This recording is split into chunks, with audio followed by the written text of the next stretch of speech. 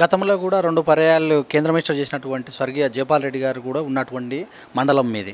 అయితే చాలామంది అక్కడక్కడ డిస్పేర్ చేస్తే కేంద్ర మంత్రి ఉన్నా కూడా డెవలప్మెంట్ చేయలేదు కలకుర్తి అని ప్రజలు అంటారు, నాయకులు కూడా అంటుంటారు. దీంతో మీరు ఏకీభవిస్తారా? జైపాల్ రెడ్డి గారు ఆయన గొప్ప లీడరు, జాతీయ స్థాయి లీడరు. ఆయన మా కలవకుర్తిలో మాడుగుల్లో పుట్టడం కూడా మా అదృష్టం. ఎందుకంటే అప్పుడున్నటువంటి పరిస్థితిలో ఇంత బడ్జెట్ లేదు, రాష్ట్రంలో లేదు, కేంద్రంలో లేదు. అయితే ఆయన కేంద్ర మంత్రిగా పనిచేసిండు, ఇక్కడ ఎమ్మెల్యేగా 4 సార్లు కలవకుర్తికి పనిచేసిండు.